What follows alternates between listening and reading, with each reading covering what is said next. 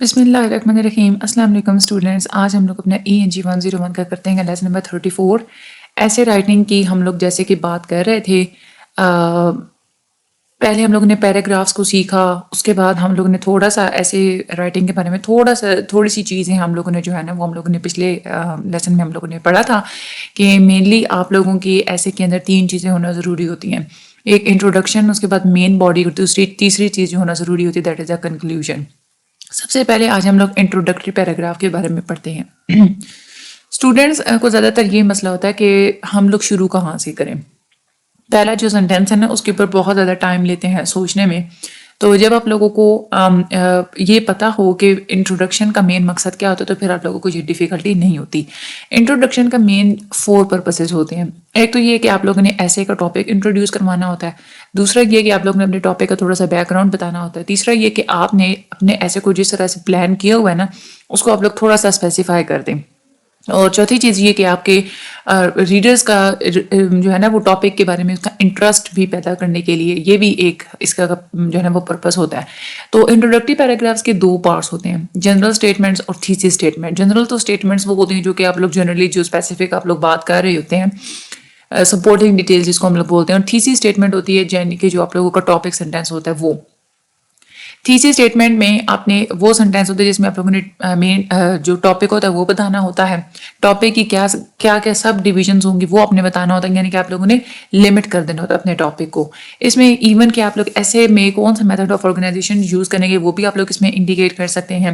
اور لاسٹ جو سینٹینس ہوتا ہے انٹروڈکٹری پیراگراف کا اس کو بھی آپ لوگ اس میں بتا دیتے ہیں. ٹھیک ہے, تو یہ تھیسس اسٹیٹمنٹ کے اندر یہ والی چیزیں ہونا ضروری ہوتی ہیں. آگے ہم لوگ چلتے ہیں تو یہاں پہ یہ آپ لوگوں کا اصل میں لیکچر بہت شارٹ ہی ہوگا کیونکہ آلریڈی انہوں نے بہت زیادہ ارریلیونٹ چیزیں بتائی ہوئی ہیں. اچھا, کنکلوڈنگ پیراگراف آپ لوگوں نے کیسے لکھنا ہوتا ہے. کنکلوڈنگ پیراگراف آپ لوگوں کو پتا ہے کہ یہ ایک فائنل پیراگراف ہوتا ہے اور یہ بہت ہی امپورٹنٹ پارٹ ہوتا ہے کسی بھی ایسے کا. اس میں آپ نے اپنے ریڈر کو یہ بتانا ہوتا ہے کہ آپ اب ایسے کمپلیٹ کر چکے ہیں. یا تو آپ لوگ ایک سمری لکھ دیں, مین پوائنٹس آپ لوگ جو آپ لوگوں نے ایسے کی مین باڈی کے اندر آپ لوگوں نے مین پوائنٹس ڈسکس کیے تھے اسی کی ایک سمری لکھ دیں, یا جو آپ لوگوں کا تھیسس اسٹیٹمنٹ تھا اسی کو آپ لوگ ڈفرینٹ ورڈز میں ری رائٹ کر دیں. پھر اس کے بعد اپنے ٹاپک کے بارے میں ایک فائنل کمنٹ ایڈ کر دیں.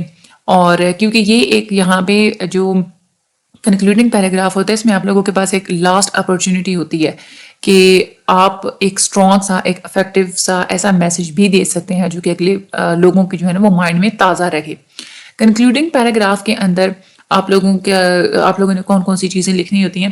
ایک تو آپ لوگوں کے جو بھی مین پوائنٹس اس کی آپ لوگوں نے سمری لکھنی ہوتی ہے, اور اس کے بعد آپ کا جو تھیسس اسٹیٹمنٹ تھا وہ آپ نے دوبارہ سے ڈفرینٹ ورڈز میں اس کی دوبارہ سے ری اسٹیٹمنٹ بنا دینی ہوتی ہے.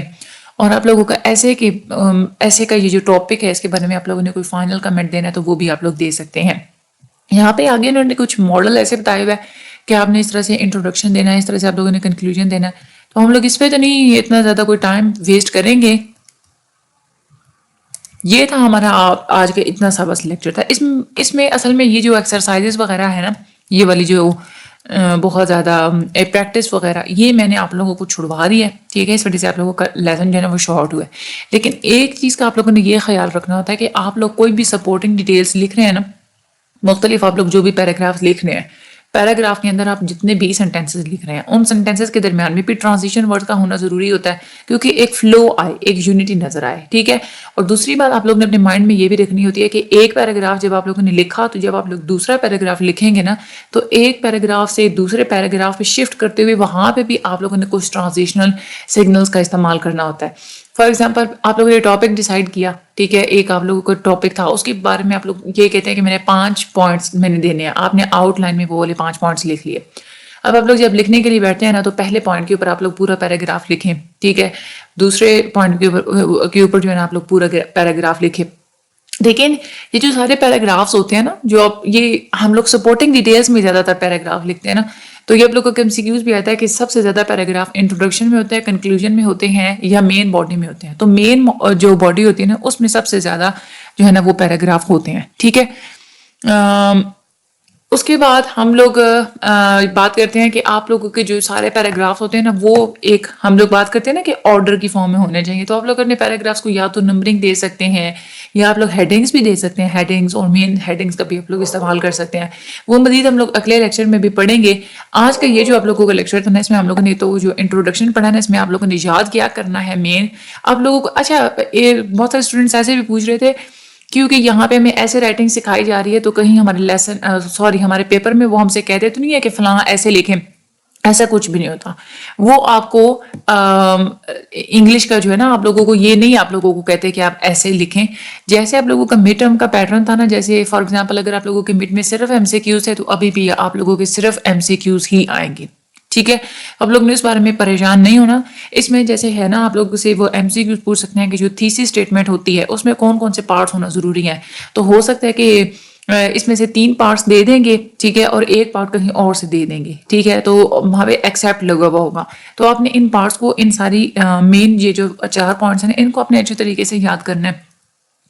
انٹروڈکشن کے 4 پرپسز یہ بہت زیادہ امپورٹنٹ ہوتا ہے. انٹروڈکشن کے پرپسز کیا ہوتے ہیں تو یہ آپ لوگوں کے مائنڈ میں ہونے چاہیے کہ ایک تو یہ ہوتا ہے کہ آپ لوگوں نے انٹروڈیوس کروانا ہوتا ہے اس کے بعد بیک گراؤنڈ اس کے بعد پلان انٹرسٹ یہ ساری چیزیں.